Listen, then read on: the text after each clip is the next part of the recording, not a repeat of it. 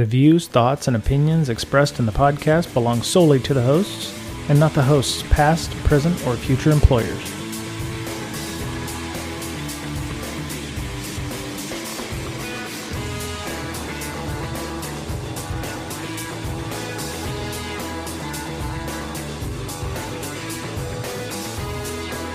Hey, hello everybody. It's Tuesday. I have shaved. I've got a pretty face. It is Breaking Down Security, and I'd like to thank everybody for being here. I'm going to record this as an audio podcast as well because it's been a minute since I put anything up for our audio viewers. I do apologize for that. Between the move, hey Beta Wolf, what's going on? So I'm triple streaming. I'm not triple. I'm only doubling it this time, but I'm on YouTube and on Twitch for those of you who listen to the podcast.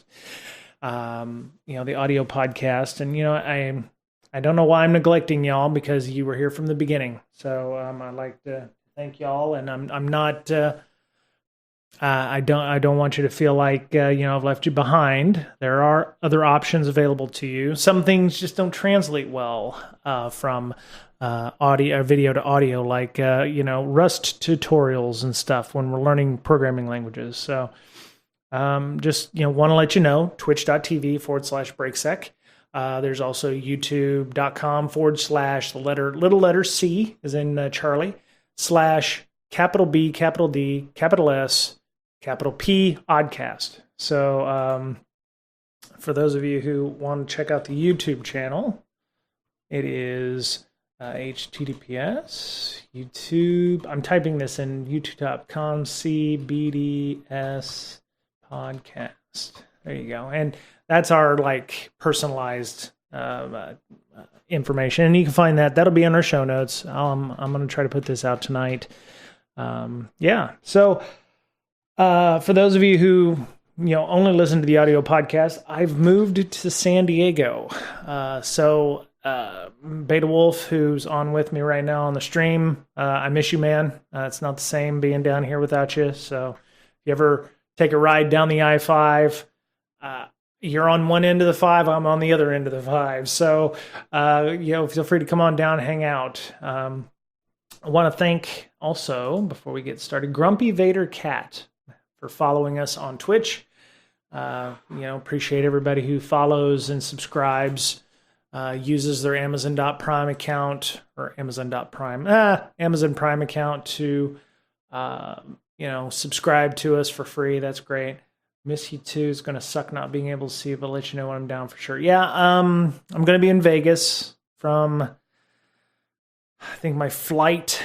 The good thing about being closer to Vegas is that it only takes an hour and 20 minutes to go from San Diego to Vegas, plus or minus, the trip to the airport, which, if you do it right, should only be about 90 minutes. So it's about 2 hours to go from my house to the airport, to fly, to get to Vegas, to get to my hotel room. So from the 6th through the 10th, I believe, I will be in Vegas, which is pretty much all of Black Hat, but I will not be attending Black Hat. I would tell you why, but unfortunately, I think we're not advertising the reason why, but I will be at the Luxor. So if you're in Vegas, I will be at the Luxor. Find me. Beta Wolf, it's 2.5 hours just for the flight, almost 3 from Seattle to Vegas. That doesn't include the hour and a half, 2 hours, actually almost 2.5 hours now that it takes to actually get to SeaTac, because for those of you who don't live in Seattle, the traffic just to get to the airport is freaking horrendous. Hypno Toad Stare, you just did. Did what? I see. It took us 40 minutes, I think, just to drive up to the airport in Seattle. It's just horrendous because it's under construction and what have you. So I'm going to do something a little different tonight. We're going to do some news. We're going to do a little news. I'm sitting down at my desk, and you've got some protein bars in the back corner here. I am going to an event tonight. San Diego has a somewhat healthy startup community.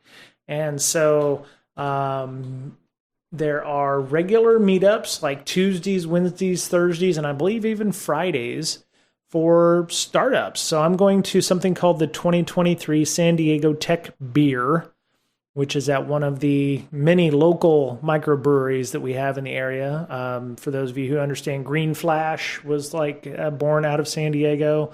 There's several in the area. So if you're in the San Diego area and you're watching this right now, which for people who are Comic-Con, the funny thing about Comic-Con is with the SAG-AFTRA strike, also, and the Writers Guild strike, I believe the actors will not be attending Comic-Con. So for those people who go to Comic-Con to see the actors and the panels and, all that cool stuff that Hollywood does, I don't know how much there's going to be there. So Comic-Con may actually be for the comics this year.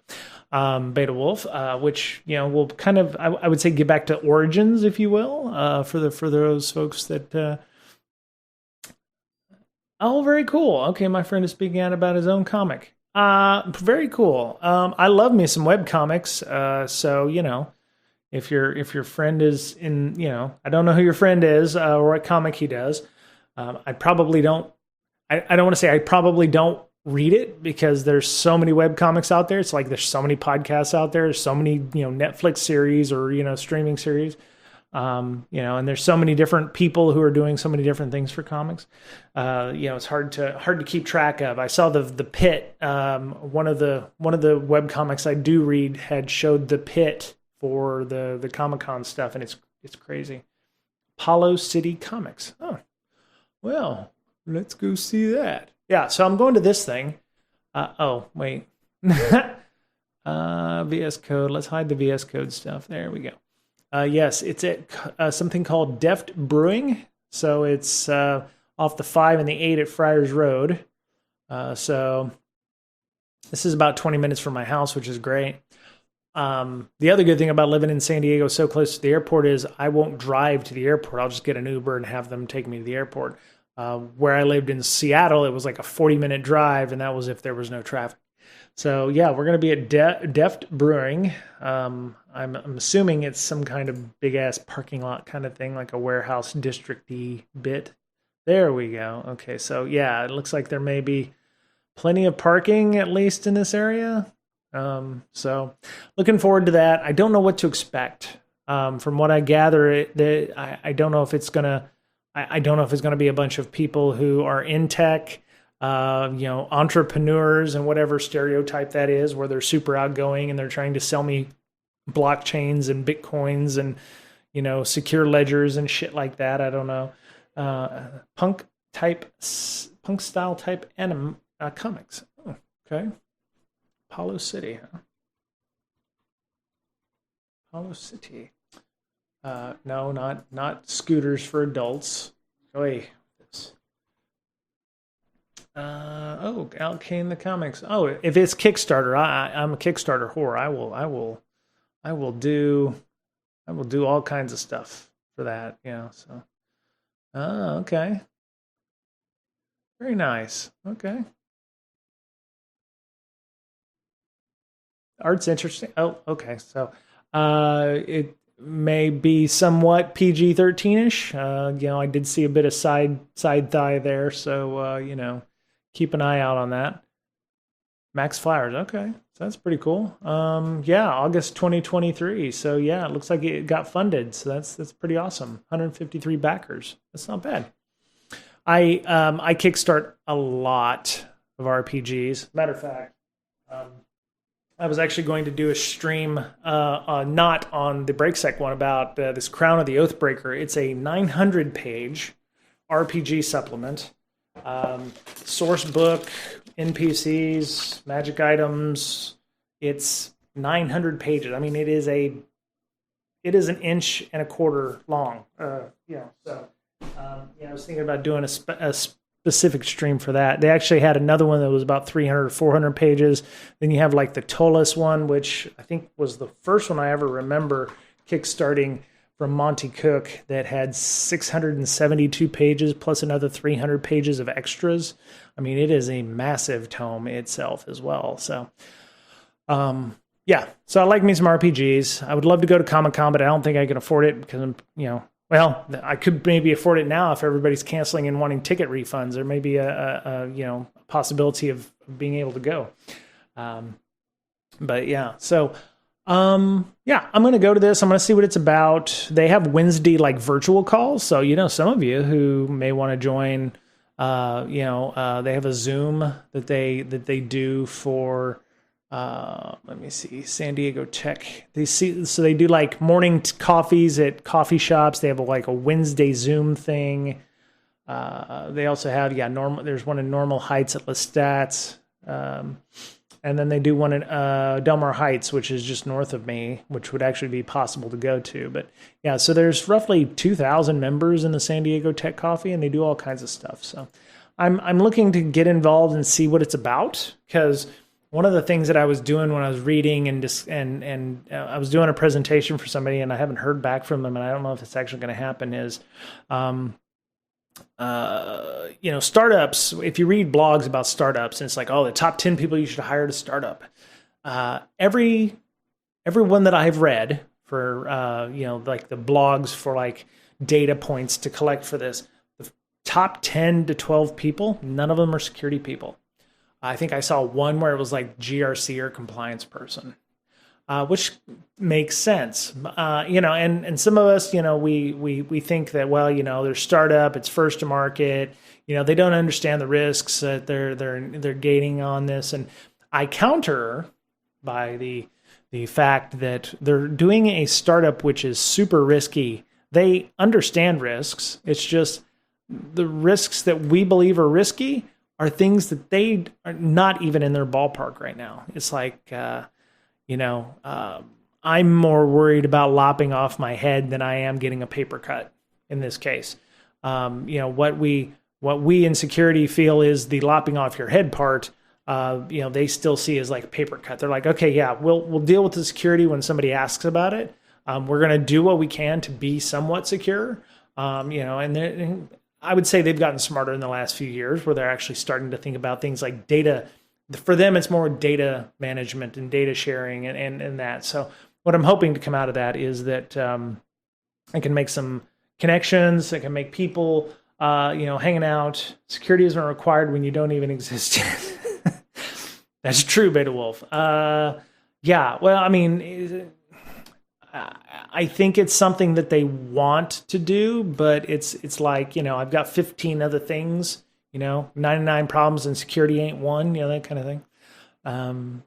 And it's when they have time. And it's usually after they get version 1 out, right? But they understand risk. I mean, just setting up a startup is super freaking risky. I think it's just, they need a nudge. They need to be able to take the 99 problems and go, okay, now how do you bake security into that? And I may not even be right here, but one of the things I want to do with this networking, one, I'm getting swamp ash just thinking about it, because it's like, even when I ran my own meetup in Seattle, I don't know anybody at this place. This is not even a security meetup. This is a bunch of tech people who probably are working at home like myself because they don't have office space. But I don't know any of these people, and I don't know if they already know one another. So I'm really interested in understanding what that's about. And, if, I've already talked to a friend of mine who works for a gaming company down here, and he was like, oh yeah, I've got some friends who are in startups, we were talking a little bit the other night at a place called Lucadia Pizza, which is actually pretty good. And, we were talking about the security stuff there, and making, I don't think it's a, you can't sit with us kind of thing, Beta Wolf. I think it's more of along the lines of, some of them leave companies where they've had security people that are, maybe they didn't have a good experience with the security people at those organizations. We don't, depending on the people in security, we don't do ourselves a lot of favors sometimes with things. So, when a person has a chance to go off and be their own boss and do their own thing, they want to have security involved, but they just can't afford to have somebody who, like it or hate it, is still something that doesn't give them value. They don't see value in it yet. They have to have something that is going to put them ahead, right? They're going to be able to contribute immediately. And the security people are going to be, in some ways, holding them back or slowing down their pace, whether or not we want to or not. We're going to ask hard questions that's going to make them have to think or slow down or reduce their velocity or cause them to rethink things. And ideally, I think that's where we were trying to go with the whole shift left thing. We should, and for the most part, some developers are very savvy about security. I don't know why my monitor's doing that. I don't know why my monitor's doing that. It's blinking off like every 15 seconds or so. So what I'm going to do, and hopefully, I should probably click on that and see if my friend is going to be there. Well, he is a colleague or a coworker I used to know back in my Navy days. Let me see.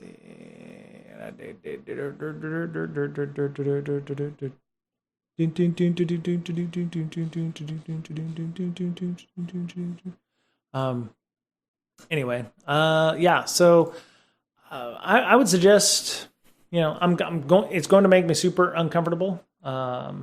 Was just somebody that you used to know. Maybe it was somebody that I used to know. Yeah. When I was in the Navy, he was commander at my command. Got out of the Navy, super savvy guy, doing a lot of GIS related, geospatial information systems kind of stuff. So I haven't reached out to him yet. I was hoping to maybe catch him at the coffee spot or maybe at the meetup tonight. Say hello and catch up and work with him. He was on the cutting edge of geospatial intelligence and that kind of stuff back in the day. So and now he's big into helping startups and working on some of that. So it's a good networking opportunity. So for those of you who came here looking for security stuff, I do have some news. I did find some interesting news. The one I want is a bit of where was the Schadenfreude one? Damn it, where was it? No. Where's the Schadenfreude one? There was a where is it? Somebody out. Oh God, damn it! Did I? Oh, I think I know where I put it. Wait. Nope. It was in Discord. Did I put it on Discord? Nope. There was a news article about where somebody had basically infected themselves with their own malware. Oh, here it is. According to Dark Reading. So, threat actor from 2020 infected his own computer, sold off the contents. This is new. I think there was one that had happened a few months ago or about a year ago. Very similar. But this one came up. So somebody named LA_Citrix gained access to Citrix VPN server, selling them off to the highest bidder. So they said the first clue something was unusual when Rock Hudson's API detected a single user who appeared as an employee for 300 different companies. And it was he orchestrated all the hacking incidents using his personal computer and browsers installed on that computer, and then stored corporate creds used for the various hacks. So they said upon digging, Hudson's Rock's team was able to ascertain the threat actor's identity along with his address, phone, and evidence of his malicious activities. He may or may not get a phone call from relevant law enforcement agencies. Now, if he lives in Russia, that may never happen. But Interpol or somebody like that, if he ever goes on vacation, may pick him up for hacking a bunch of Citrix instances. Speaking of Citrix, there was some vulnerabilities in Citrix that has happened recently. CISA put out a warning this week. Cold Fusion, which for those of you unaware, Cold Fusion was like super popular back in the day. I'm not sure why they still consider it a popular commercial rapid web application development computing platform. I'm not sure it's that popular. I don't know. I could be wrong. I don't see a lot of Cold Fusion where I work. I don't see any Cold Fusion where I work. I think, yeah. But anyway, so there's where is it? Citrix. Okay, so yeah, the Cold Fusion stuff. Let's go look at the patch here for 29.8 2023. Wait. Search Google. There we go. According to NVD, of course, we got a 503. Wow, NVD's down. Okay. It's access control bypass. So Rapid7 discovered an access control bypass vulnerability affecting Cold Fusion from Adobe. And there's a link to that.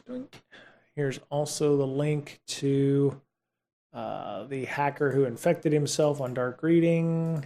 So I'm putting these links in our chat for those of you listening to the audio podcast. I will add those in the show notes as well coming up. So where is it? Right here. Access control feature establishes an allow list of external IP addresses that are permitted to access Cold Fusion admin endpoints on a Cold Fusion web server. When the request originates from an external IP address that is not present in the list, and access to the request is blocked. So somebody's able to get around that, apparently. So this vulnerability undermines security guarantees offered by the secure profile. Note that access to these resources does not imply the attacker is authorized to use these. It just that, he's either impersonating or there's some kind of directory transversal or something that is allowing them to gain access to the area inside the administrator path, which is CFIDE.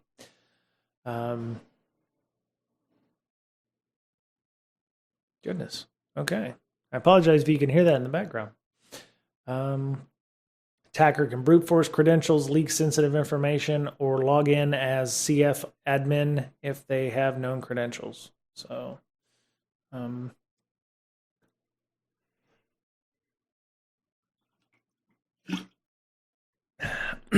so Adobe, who also owned Flash and Cold Fusion, those are good things. So an analysis restricts access. Okay. CFM Servlet, which handles all requests to Cold Fusion module endpoints, which handles the request to Cold Fusion markup language and component endpoints. And this handles, so RDS Globals handles requests for remote development feature, or remote development service feature. Okay. Okay. So access control filters implemented in coldfusion.filter.ip filter utils. Okay, so it looks like there's some IOCs in this, which is actually a pretty good write-up according to Rapid7. So it would make sense since, the original, original blog post was talking about that. Oh, no, I already put it in the list. Let me see, Adobe. Yeah. Recorded media here. There we go. All right. As the attacker controlled URL path is tested with a call to Java lang string starts with, this access check can be bypassed by inserting an additional character at the start of the URL path, which will cause the starts with check to fail, but will still allow the underlying servlet to be able to resolve the requested resource. Wow. Okay, so in this case, I guess it's java.lang.string. And then you put a space in front of starts with. Character in question is an additional /. Okay. So you go // CFIDE /admin API instead of /CFIDE. Oh, wow. It's a little thing, but it matters a lot. And this is not the first time we've seen something like that. So that's an interesting bypass. Yeah, that's a good one. Yeah. 2 slashes instead of, yeah. because it's not a backslash, so you're not escaping it. It's just like there's an empty directory there, or it will parse it out maybe so that it automatically bypasses the access control. That's crazy. So okay, yeah, go through that read up, especially if a Cold Fusion. You're still one of the 5 shops still using Cold Fusion out there. So this was tested on 2021 update 6, which is version 330132. Running on Windows Server 2022. All right. So yeah, that's a good write-up. Who's a write-up from on Rapid 7? Let's go look.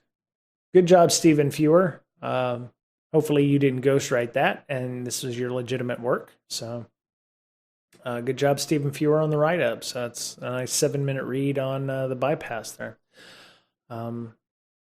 This is one of those things where it's, again, Cold Fusion is one of those things you don't update quickly. This is going to be something that people are like, well, it's going to take us a couple of weeks to, update our systems or what have you. Maybe you just add it to your list of, testing that you're doing on your environment when you're doing testing from a, red team perspective or something, because these are the kinds of little mistakes in a web app that will allow you to bypass access controls. So it's pretty awesome to see that. So, all right. So I'm not going to bag on anybody for this blog post. So it says millions of keyboard walk patterns found in compromised passwords. And so keyboard walking, QWERTY for the US is QWERTY, QWERTY. So, you're just sliding your finger down the keyboard, or you go tap, tap, tap, tap, tap, tap, tap. That's why 1, 2, 3, 4, 5, 6 was such a, good password or a bad password, depending on who you're talking to. For years, because 1, 2, 3, 4, 5, 6. In other countries that don't have a QWERTY keyboard, you have a ZERTY, AZERTY, which is very similar, or QWERTZ, QWERTZ, because the Z is up on the top row in Germany and Central European countries. So the reason I'm not going to bag on people that use keyboard walking, it ain't easy to remember. It ain't a good password. I prefer the 6 makes it strong.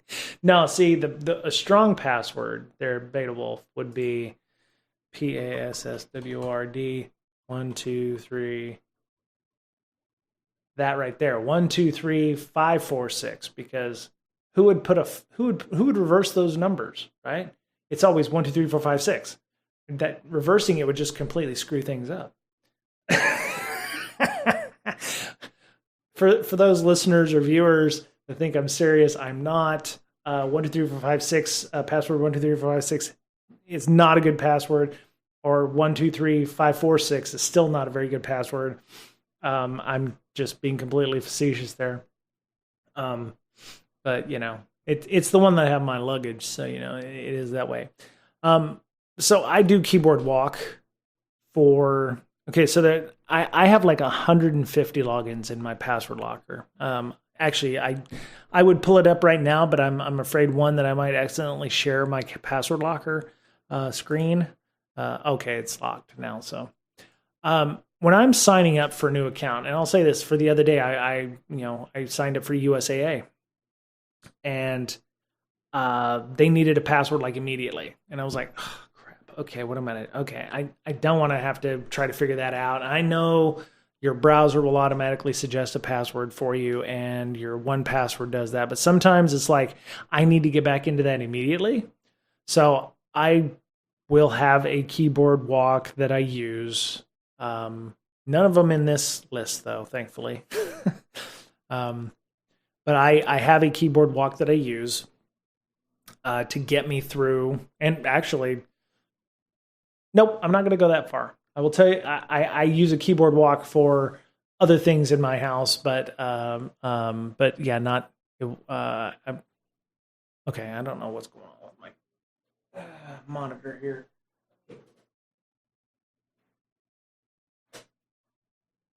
Jiggle the cables. Make sure that they don't go away. I'm not sure why my Dell monitor is, being all janky like that, but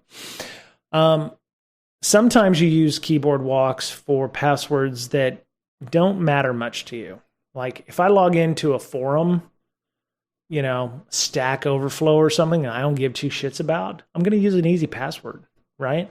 I've got passwords to, I don't know, I think a web development forum. I'm pretty sure that if I have visited that site like twice in 10 years and I don't remember what my password is, I can go to a keyboard walk that I used maybe 5, 6, 7 years ago and be like, okay, that's it. It's like I'm not going to use a 500 character password, upper lower number special, ASCII, emojis, all this shit for a forum site. Yeah, you know what? You're going to catch some of my posts and stuff, but I'm not going to put my real information in there. You may have my time zone, which anybody can find. Oh, I live in San Diego, so Pacific time zone. I'm not going to put my firstborn's, name in there, my dog's name. I'm not going to fill out all of the PHBBB stuff that, that is suggested by registering an account there. I understand the risks involved. It's like, there's, somebody could impersonate me or something on the forums. If I got to be an important contributor into that forum, it may require me to do that. But yeah, there's just some sites I don't give a shit about, and I will just use a throwaway password. Sometimes I put in like 15 different, sometimes I'll just put in random strings because it's like, I don't want to remember it. Or if I come in there once every 10 years, I'll just do password recovery workflow and just get my password back. There's a couple sites that I know that I've just put in gibberish and I don't even remember what the password is. It just depends on how I feel that day. It's not the best, and I've lost a viewer because, they don't agree with my password requirements or whatever. But, so yeah, they've, this company called SpecOps, analyzed 800 million passwords from the largest breached password protection database. I don't know where the hell they got that from, but they said, has 3 billion breached passwords in it. So, pretty much all of the Asia Pacific region, in that case, breached passwords, unless it's like 150 passwords from one person or something like that. So QWERTY was the most common in America and across many European countries with slight modifications. So like capital Q, W-E-R-T-Y, or Q-W-E, capital E-R-T-Y, or something like that. Azerty and QWERTZ. QWERTY was used more than 1 million times, followed by QWERT, WRTY, and ASDFG, so the home row characters. They also saw the third row characters, XCVBNM, as well on there. And Tress? What's Tress? TRESS. That doesn't... I wouldn't... I don't understand the Tress keyboard walk, though. That's interesting. XCVBN, of course, that one makes sense because... you like roll your fingers across. So, XCVB and boop, boop, that kind of thing. So yeah, SpecOps suggests tools that scan for compromised passwords within an organization. I'm sure SpecOps creates a product for that. So, if you're interested, go and check out the SpecOps folks on that. But yeah, so that's interesting. I think it just goes to human nature where you're going to have, you've got 104 characters on a keyboard and you're going to use, you're just going to like roll your fingers over and, you're going to use what you want. Now I do set up 2-factor wherever I can. My 2-factor vault on my phone is starting to look fairly big and thick now these days.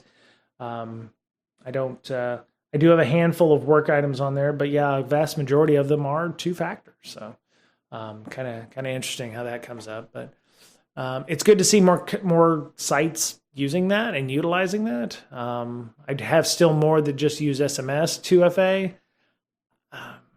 There's nothing around that. Or I try to use email 2FA whenever possible as well because my email has a fairly complex password and 2FA on it. So if you have the option, don't use the SMS stuff. If it gives you the option of SMS or email, your email is probably more secure than your SMS if you feel that way. So try to use the email where they'll send you a link that you can immediately click and it'll invalidate that, and you can get into your account that way. All right, so this one was interesting. I hadn't had a chance to dig deeper into this one. Somebody had posted up on Twitter, and I saw the article. Shmuley Evers, his flight was canceled at JFK, John F. Kennedy Airport in New York. It was canceled, and he Googled the customer support number and got a number, which if I Google something and I find a number, I should, I don't want to say I trust it, but I mean, I'm like, Google should have the right answer, right? It's not like I'm just asking some random AI somewhere if the sky's blue and it's telling me the sky's purple. If I'm Googling a number, it should be the correct number, right? Well, in this case, Shmuley got a phone number off of Google for the JFK Delta office, and it was the wrong number. It was actually a scammer number. He said he Googled the customer support number for Delta's office after nearly handing over his credit card number. Okay, that is kind of annoying. He said to buy a new flight, he realized he was speaking to a scammer who had replaced the number for Delta's JFK office on Google with another one. My question is, how did Google...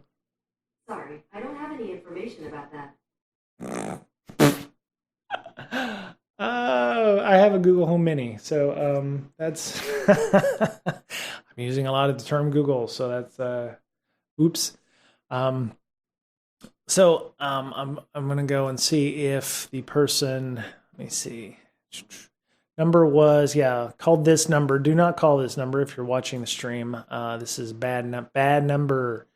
After a minute, the line broke up. They called me back from the number .33, plus 33. So plus 33, international code. Plus 33 international code is France. Okay, so okay. First, red flag. He had a very strong Indian accent, red flag, and was overly eager to help me. Okay, maybe. By providing him with my confirmation number and name, he was able to look up my trip information on Delta, which you can do from delta.com. He found an alternative flight from Newark, leaving later in the evening, but he needed me to confirm. Texted me a screenshot of the flight details from Newark and asked me to confirm by SMS. Okay, to the number 845-284-1309. So that is obviously potentially a scammer number as well. 845 zip code number. 845 zip code. 845 zip code. Or area code, not area code. New City, Poughkeepsie, and Spring Valley. Okay, so that's the area code for west. Looks like northwest of New York City proper. North of New Jersey, west of Connecticut. So yeah, it's up in New York, but it's like where where you go to the Poconos or the Catskill Mountain area kind of thing. Could be a Google voice number or something like that to make it seem more legit, like you're in the States or something. So my question is, how did the number get changed on Google? And if it's like, you can report some bad information, and if you report it enough times, Google sees it as truth. That's an interesting attack, right? You could change anybody's phone number or address or anything. Like if you were trying to target somebody who goes to a specific restaurant, you could say, well, this is the phone number for that restaurant, or any business, right? You could change. All you would need is to change it once and then have some fake accounts or have some bots that would automatically go in. And if Google said, hey, is this the correct information? You have 100 bots that go in and go, yes, yes, yes, yes, yes, yes, yes, yes, yes. Google has no way of knowing that, and if they're able to automate that process and create that fake trust, you can cause all kinds of issues. So Great advice for corporations to monitor their Google pages. Yeah, exactly. Hey, Ring Zed, how you doing? Yeah, your Google pages, if anything has changed, you can do something like an IFTTT if you've noticed any kind of change to your pages like that. Page monitoring. There's companies out there that obviously do that. They keep track of, online reputation or what have you. So Evers checked several airline support numbers for offices at JFK, quickly discovering errors on Google Maps pages for Delta, American, Southwest, Air France, Qantas, ITA Airways, and Turkish Airways. It's unclear how scammers altered the search results for those numbers. A company spokesperson told Recorded Future they do not tolerate this Yes, company spokesperson says we do not tolerate misleading activity. I'm just, that is a dumb quote. I guess they have to say it. That's just what they say, I guess. So let me go see. Let's go McDonald's. Let's go look up McDonald's. I was gonna, okay, so McDonald's phone number. All right, so here's a phone number for McDonald's in North San Diego on Mira Mesa. Here's a phone number. You can suggest an edit on Google's site. I can suggest an edit. Name change or other details. Okay, so I can suggest a phone number change to anything on Google's site. Do I want? This is why I can't be a hacker. I tried. I can't. The hacker in me wants to change this phone number on the contact sheet, or to change the location to say, Cloud Cuckoo Land, or to change the address to something else. The bad guy, who I'm sure is the little dude in red pajamas on my shoulders, like, yeah, go ahead and change it. I can't do it. I can't change this number, but it looks like it's fairly easy to change the number. And if you had enough bots or enough people who would suggest an edit, quote unquote, with the same information, the first one you see, you're gonna, somebody looking at it at Google, or the bot looking at it at Google is gonna be like, oh, okay, well, one person changed the information. I don't trust that yet. But you're going to get another bot coming in that got the same information, or you've got 1,500 bots coming in going, no, that's not the right phone number. 619-000-0001 is the right answer. So eventually, Google's bots is going to be like, well, I've got 1,500 pieces of information saying that that's the new phone number. I'm going to change it. I've corrected store hours a few times. I've had to submit a photo and received an email a few days saying whether or not it was accepted. Oh, well, that's a good idea, Ring Zed. Yeah, I think I've seen something like that. I may have done that with like something up in Seattle where, and I don't believe I supplied a picture at that time, but yeah, I don't know how you would do it for a phone number, but I don't want to say it seems like that's, and that would make sense. Like if you had a picture of the storefront and it had we're open, and closed at these times, that would make sense. But yeah, so if it's, I don't want to say if it's this easy, but if it is, if you can change the phone number and then automate this somehow where you're automatically sending this over and over and over again from, bot 001, bot 002, bot 003, et cetera, et cetera, et cetera. Eventually, I'm thinking Google's going to get won over by that in the algorithm. And you could potentially change any of this information. So, I mean, it may have been just that simple. Maybe somebody dropped the ball, Yeah.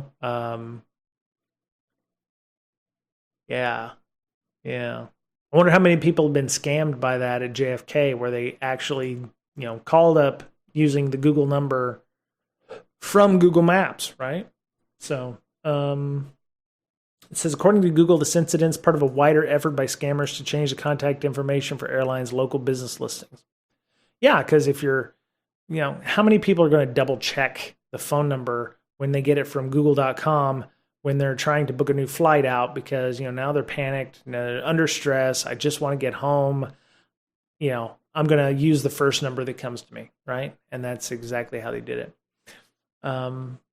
Google says it's tried to remove incorrect content as fast as possible, while also suspending suspicious accounts and suing those found to be behind the scams. Company filed a lawsuit last month against a scammer who was posting fake reviews on Google Maps and attempting to manipulate other Google services for small businesses. So it is possible for them to manipulate those. Obviously, this person got sued by Google for attempting to put out fake data. They've launched other lawsuits and disruption efforts against scammers attempting to abuse tools for customers. So, yeah, it sounds like that Shlomi found something that Google hadn't caught yet or hadn't been told about yet. So that's kind of interesting. Efforts have stopped 20 million attempts to create fake business profiles. Also put into place protections for 185,000 businesses after detecting suspicious activity and abuse attempts. Okay. Oh, so Ring's Ed, there you go. Google urged businesses to check pages to verify their information as factual and to report anything inaccurate.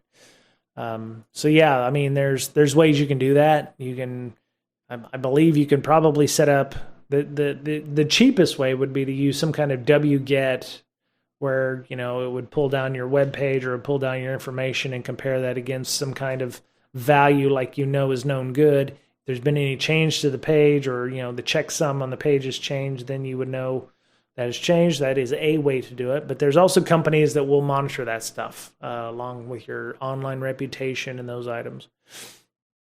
And also they're changing it on Google. There's other sites like Yelp or other sites like rating sites or something that may also be able to change that information. And depending on where they're pulling that information from, you could have that propagate across other sites like that. So Evers replies to Evers tweets are full of people sharing they were similarly scammed after using the numbers. Okay, so this has happened. This is a thing. Google's lack of explanation left many theorizing what the root cause was. As seen in past lawsuits, Google struggled with problematic activity on the business pages as well as in its ads. Scammers have used Google ads to get illegitimate websites to appear in search results before legitimate ones. Rachel Toback, our good friend from doing social engineering on 60 Minutes, is back talking about scammers aim to ensure bogus phone numbers appear in Google search results. So,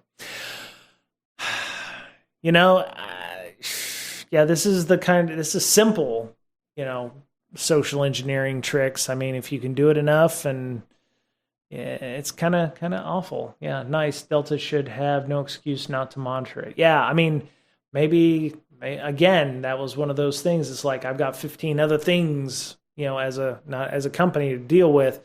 Now I've got to remember, I have to fix, I have to monitor my Yelp phone number, and I have to monitor the information on my Google, listing to make sure that it's correct. So. Some companies are probably getting some new customers to monitor their Google output there. So maybe Google could put some kind of thing in where it would lock those for companies, and then you have to prove, like a domain registrar or something. I am the legitimate owner of this business, and I'm not going to change this, or kind of like a domain registrar kind of thing. It's the Cold Fusion stuff. Microsoft Office vulnerabilities. We didn't talk about those. Velexity. Is there anything bad coming from these? Let's see. Active exploitation. They're 2023 36884. So let me go see what's that about. I'm sure we're going to get some real good information from MSRC here. Remote code exec on Windows and Office products. Okay, so attackers specifically crafted Office doc that enables them to perform RCE on the victim.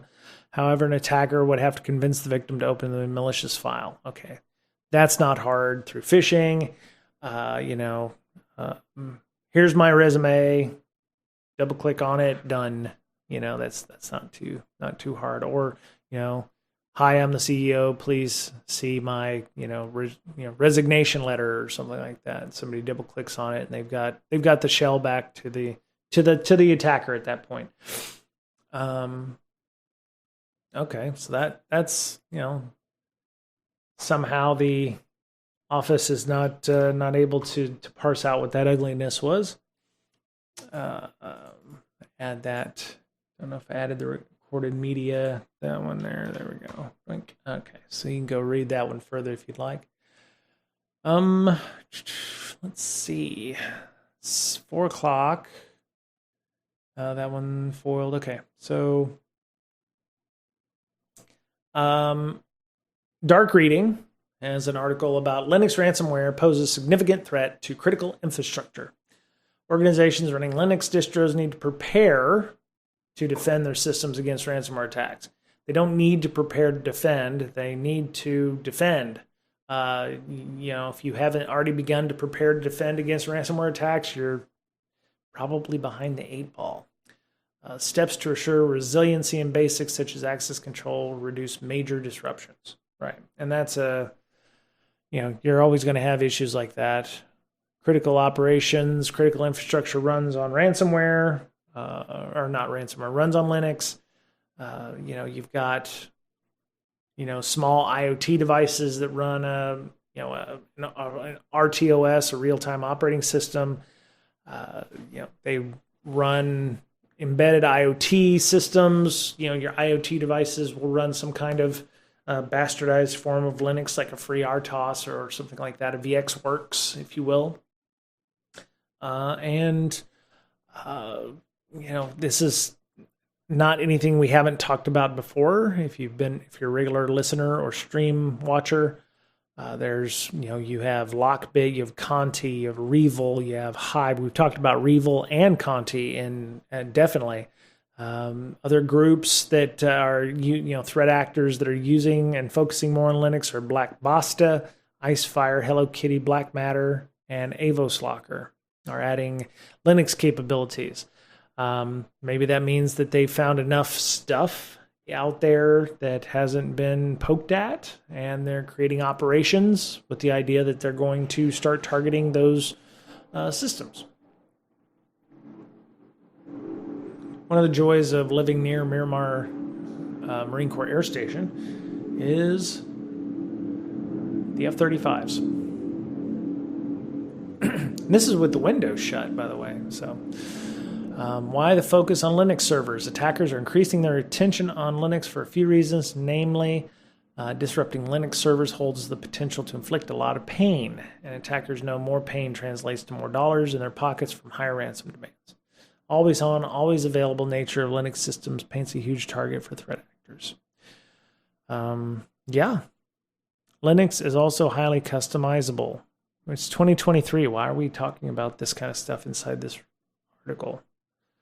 This means threat actors considerable level of control over the network once they've achieved persistence and access to Linux terminal, providing them with a host of powerful network tools to further their ingress in the network. So this was written by CEO. Yeah, okay. So CEO and co-founder. I don't know if John Miller actually wrote this or a ghost wrote. One of his people wrote it and he put his name on it. I don't know if that's the case or not.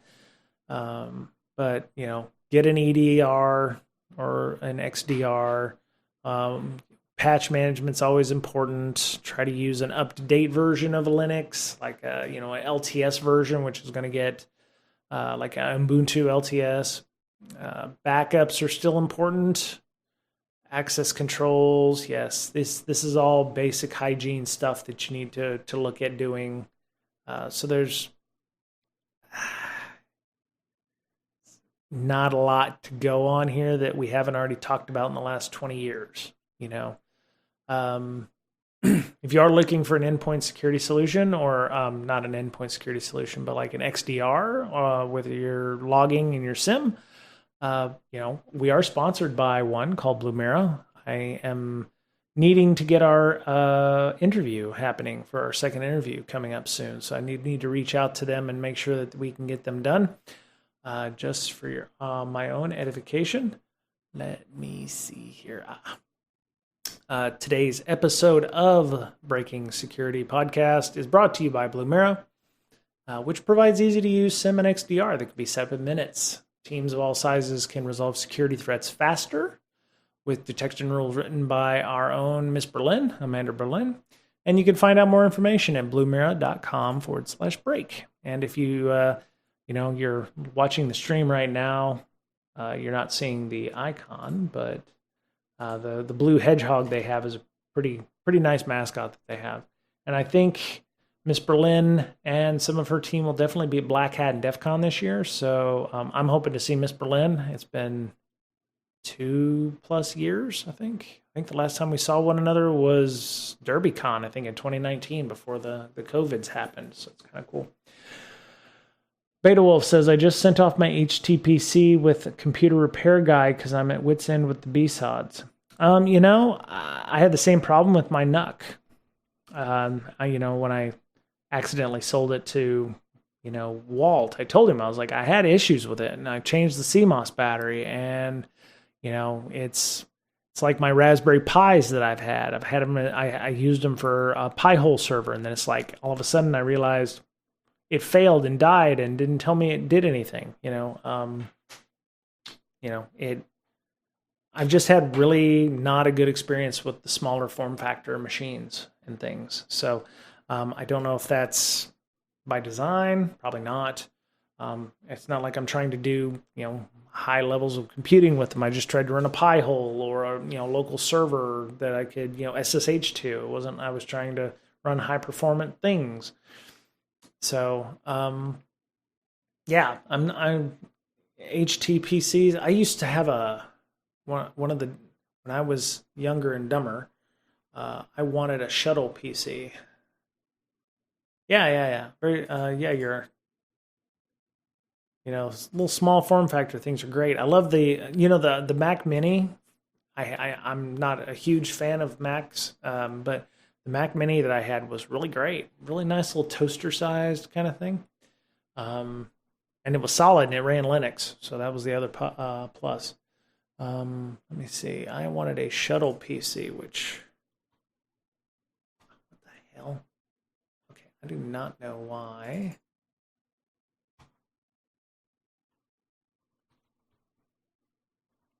There we go. These were like the height of awesome for me back in the day. Yeah, this one right here. Yeah, something similar to this where it had a 3.5 slot, a 5.5, 5.25 slot. Yeah, these were like what I wanted when I was a young punk in the Navy, where it's like this little, it was like a bread box kind of thing. Yeah, I got one secondhand and it was pretty awesome. It was noisy though. Yeah, it wasn't black. It was silver like this one here. So, had a CD burner in it and everything. So for you young people, we used to burn CDs, not even DVDs, on and I think I had a zip drive on it, a Zip 250 as a matter of fact. So, but yeah, Shuttle was pretty awesome. I think they probably still have them. They just, so current models. So they still have Shuttle PCs out there. These were the form factors before NUC, before, Mac Minis and those things. Surprisingly small, and they were a little warm. I think they ran a little warm. So, but yeah, those were like, when I had one of those, I knew I had made it. I was like, awesome. So now it's like the ThinkCenters are probably the more solid things that I've had now. So you might have saw these when you're ThinkCenters. Yeah, these are actually no. Here we go. These the ThinkCenters. They're about 6-7 inches square, about 1 or 2 inches tall. They're not fancy. Most of the time I see them used as point of sale terminals. I think I saw one at the mattress shop we were at. They got USB 3 on them. They take like 35 watts of power, which isn't bad. It'll definitely run a Kubernetes or a Docker cluster if you wanted to do that. You can run file servers off of it. It's not bad.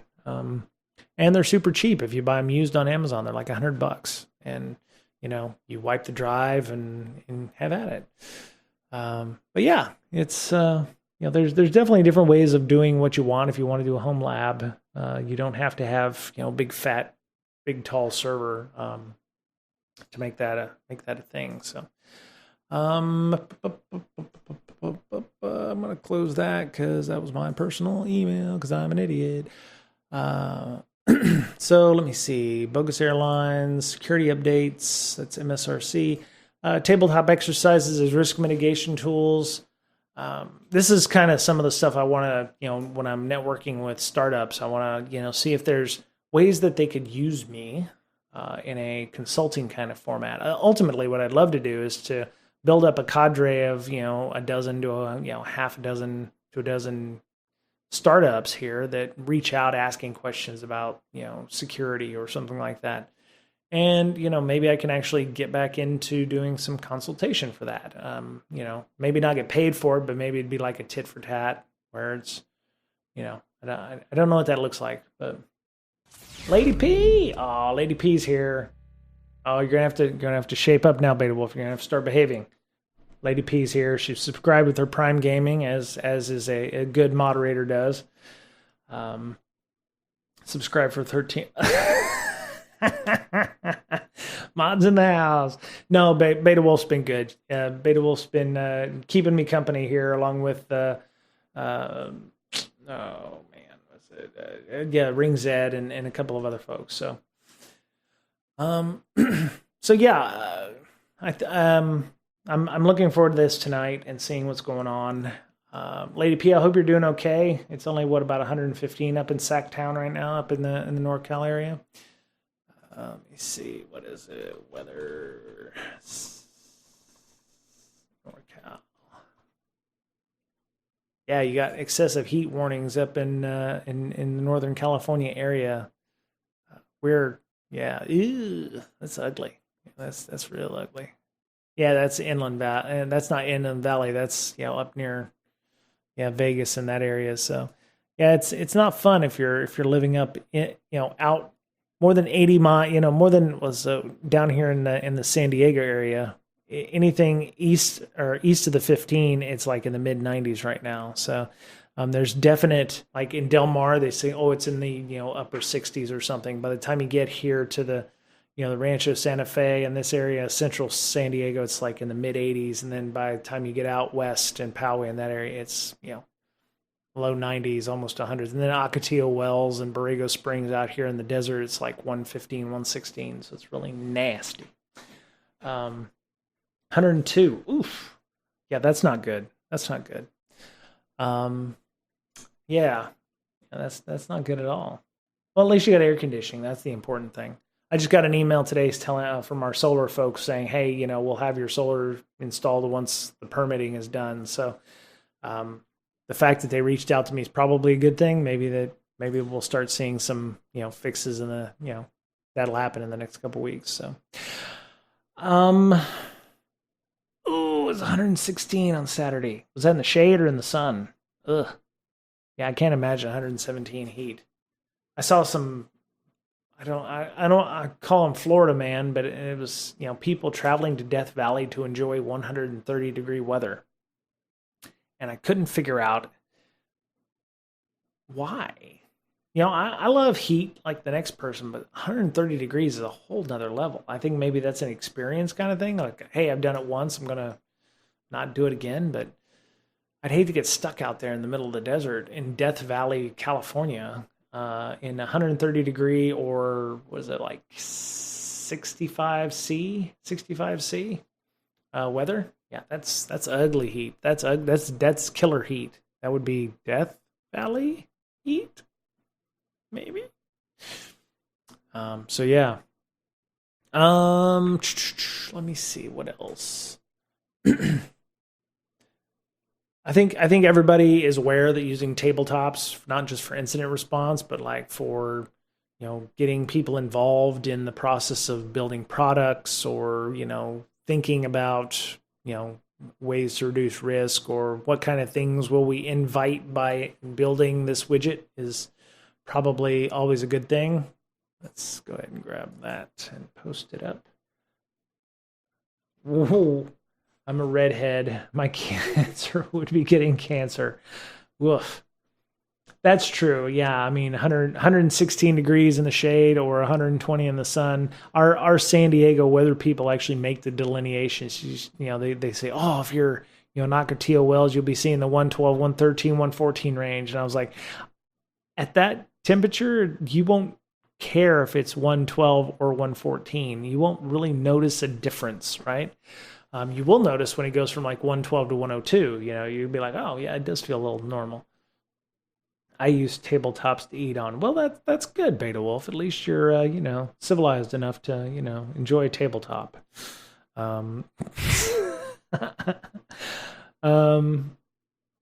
Yeah. Adds additional benefit, identifying weaknesses in cyber preparedness.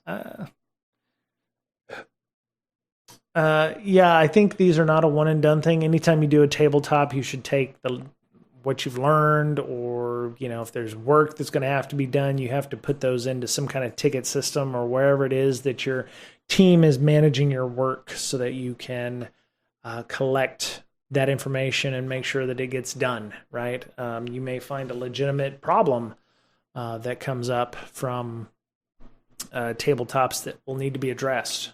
And the sooner you're doing your tabletops, again, as we go earlier in your life cycle for product development, I don't want to call it shifting left, but the sooner you collect that information and can bubble it up to the right people to get it addressed so that you're not dealing with it later on is important.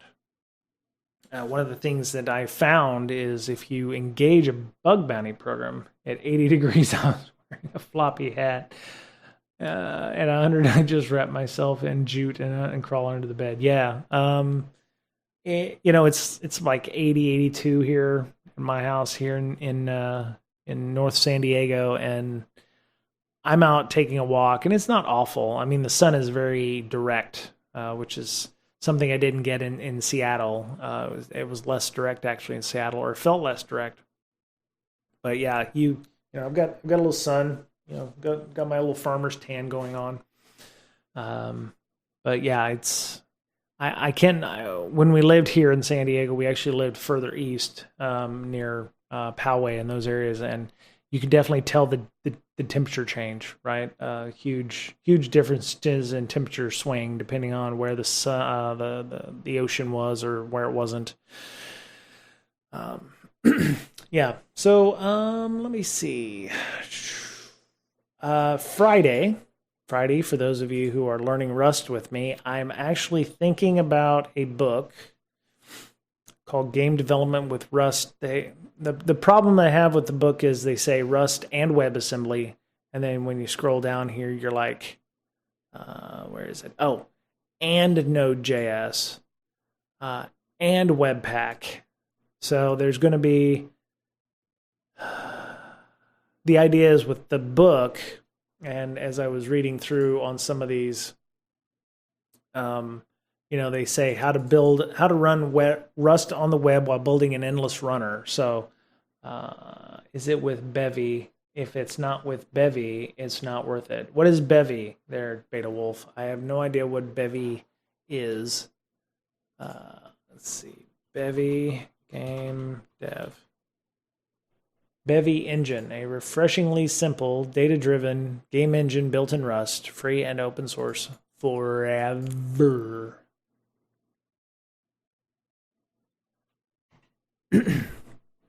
All engine and game logic uses Bevy ECS, a custom entity component system, fast, simple, and capable.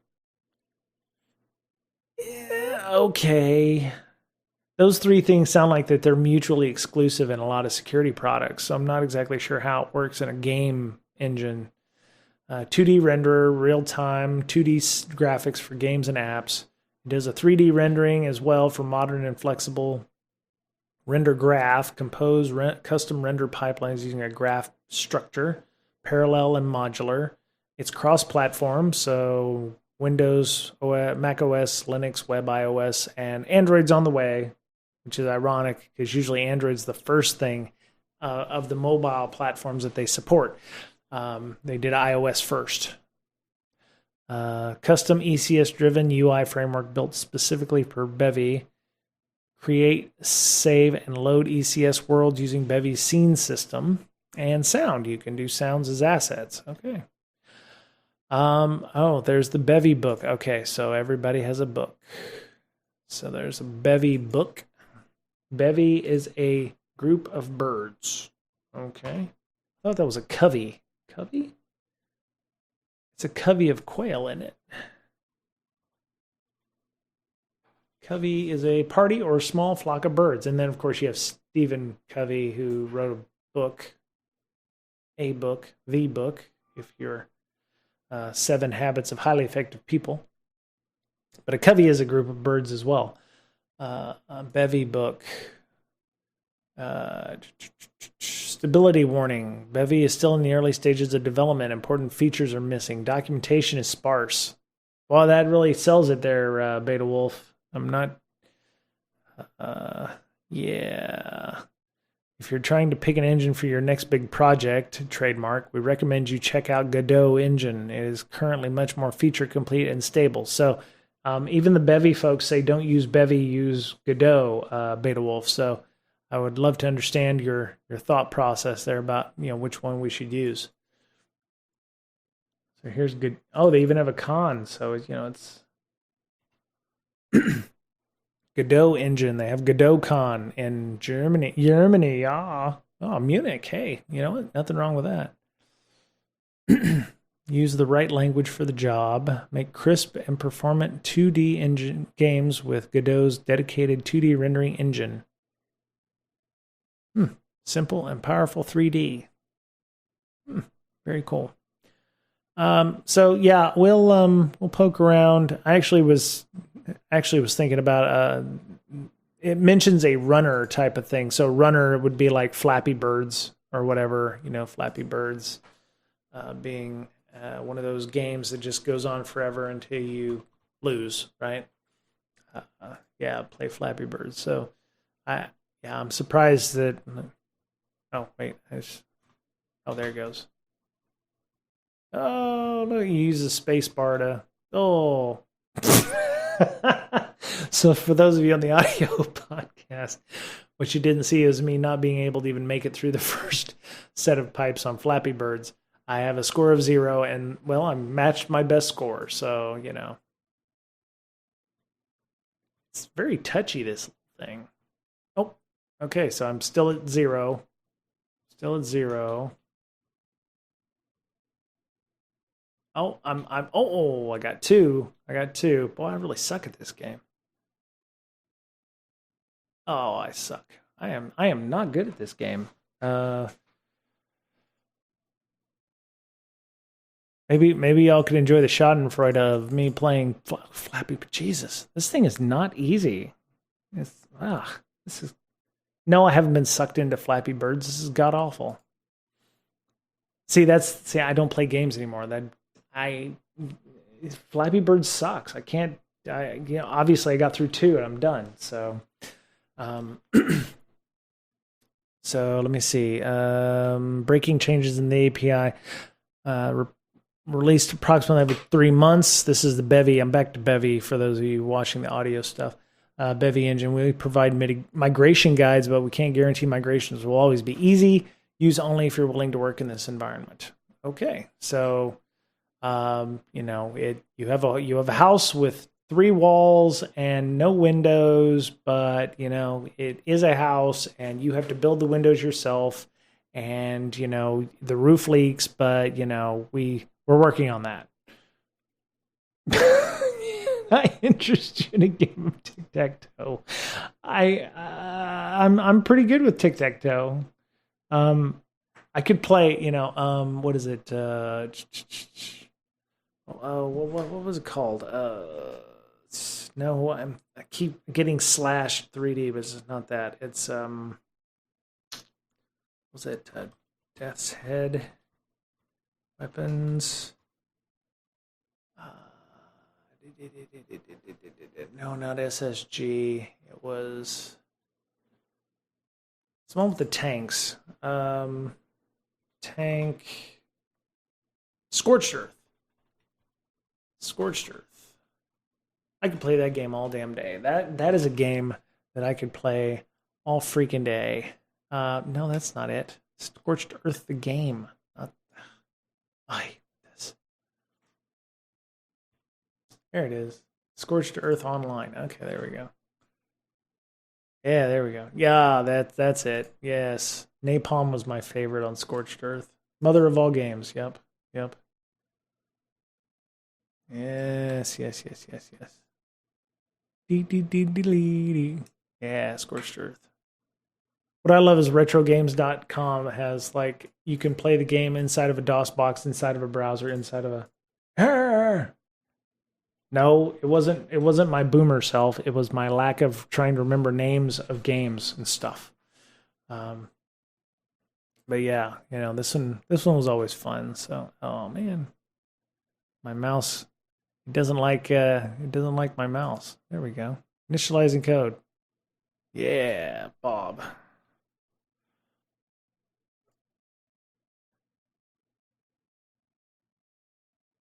There we go. Okay. Yeah, see, I've got two mice. One of them inside the DOS box, which will move only when I move, and then the other one is Rat. Call him Rat, and he is a computer, and he's a moron. So I don't need 10. Oh my god. Done. Yeah, and then you pick all your. Anyway, I'm not gonna play it. But oh man, that brings back memories. They had a 3D Scorched version as well. So yeah, archive.org is good for retro games as well. One of the games I actually found the other day because I was playing it on my, what was it? It was like my 350 megahertz Pentium. It was called Xenobots. It was actually, God's bless.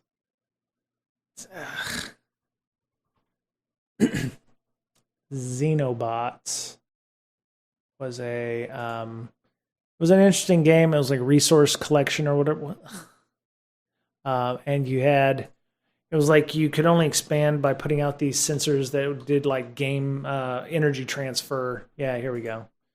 You had 3 different kinds of bots. You had a scorpion. You had like a humanoid bot and some kind of chicken bot, and it's kind of funny. Yeah, that was actually quite fun.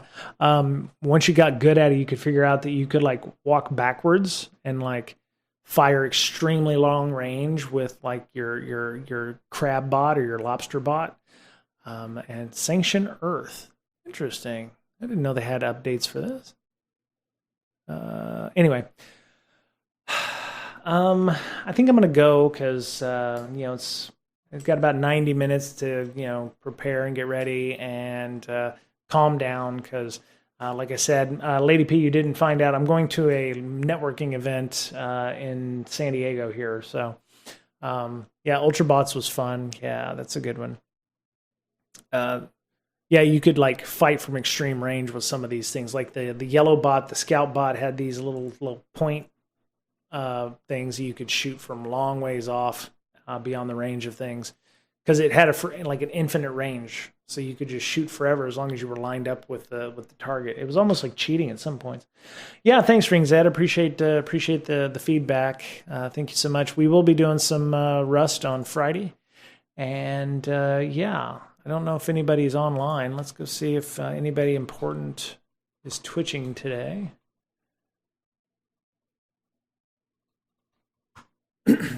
I like to share the fun, share the good times. Sid Heresy, we've already hit him up. Strager is online.